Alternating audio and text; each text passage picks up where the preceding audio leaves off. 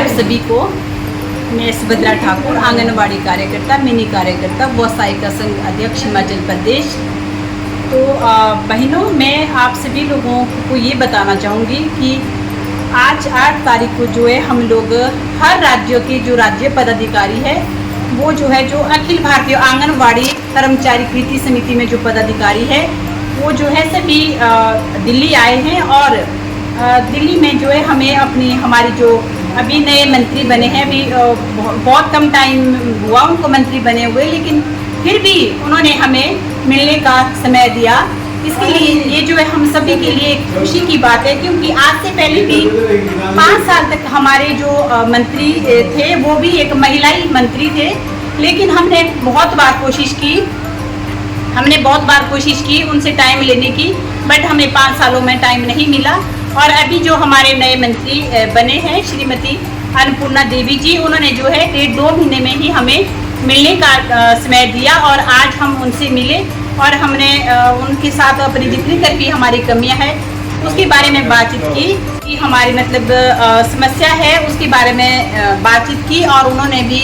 गौर से सुना। और मैं अगर हिमाचल प्रदेश में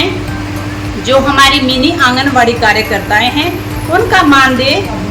मार्च 2024 से लेके अभी आज तक नहीं मिला है। ये हमारे लिए बहुत ही शर्म की बात है, क्योंकि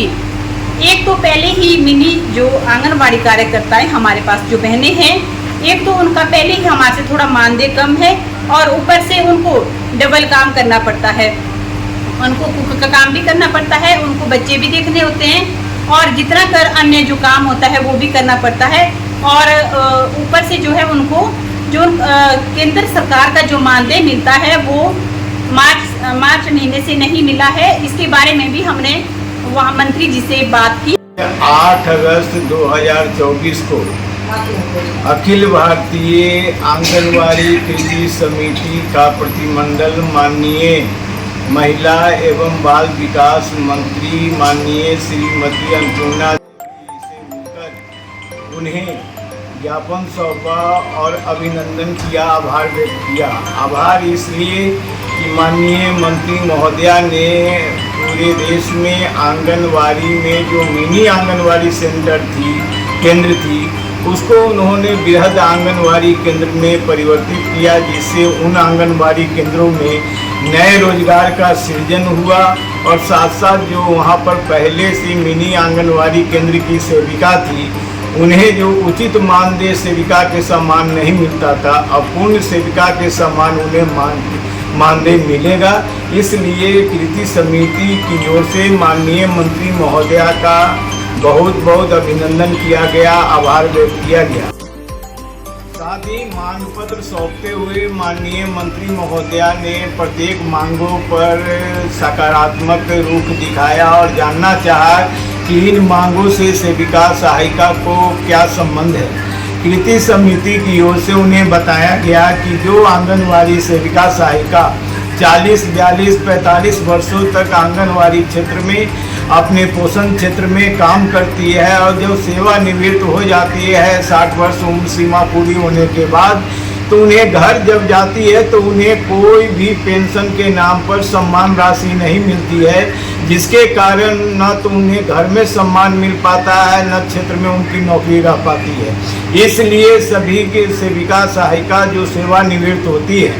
उन्हें सम्मान के रूप में पेंशन स्वीकृत किया जाए। दूसरा, भारत सरकार को मैं बधाई देना चाहता हूँ, माननीय मंत्री महोदया को बधाई देना चाहता हूँ कि जिन्होंने यह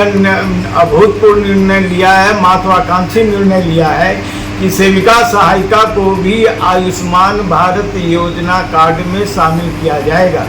निर्णय हो गया, लेकिन उसमें जो जटिलताएं हैं उस ओर पर माननीय मंत्री महोदया का ध्यान आकृष्ट कराया गया कि सेविका सहायिका अधिकांश ऐसे हैं जिनके पास राशन कार्ड नहीं है, राशन कार्ड है भी किन्हीं के पास तो नाम नहीं है, तो ऐसे में उस आयुष्मान योजना से वे वंचित रह जा रही हैं। इसलिए यह आवश्यक है कि उन्हें सेविका सहायिका के पदनाम से एक आदेश जारी की जाए पूरे भारतवर्ष में कि सेविका सहायिका जो भी है उसको आयुष्मान भारत योजना कार्ड में शामिल किया जाए, बनाया जाए, उन्हें कैशलेस इलाज की व्यवस्था की जाए। ये सर्वोच्च न्यायालय का न्यायाधीश है कि जो सेविका सहायिका 10 वर्षों तक लगातार सेवा पूर्ण कर ली है उन्हें नियमित किया जाए। और हाल ही में एक अलग आदेश भी आया है जिसमें यह कहा गया है कि आंगनवाड़ी सेविका सहायिका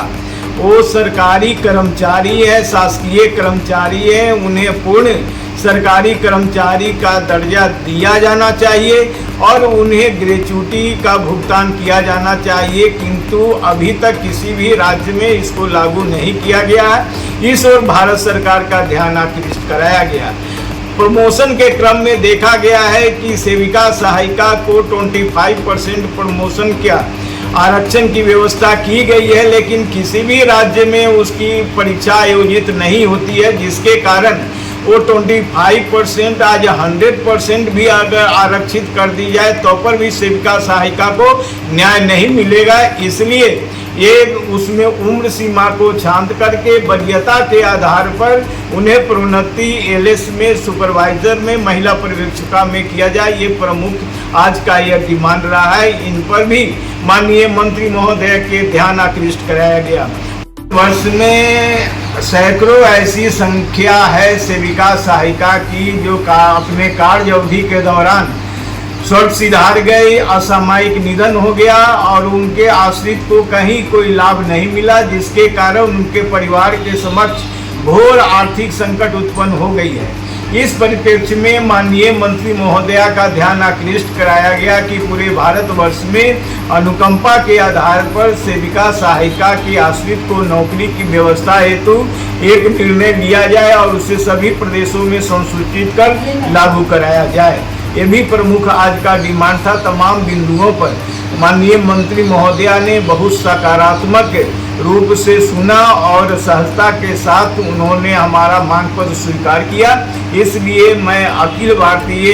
कर्मचारी आंगनवाड़ी कर्मचारी कृति समिति की ओर से उन्हें बहुत बहुत आभार प्रकट करता हूं कि अपना व्यस्तम समय में उन्होंने समय निकालकर कृति समिति को जो सम्मान दिया है उसके हम आभारी हैं।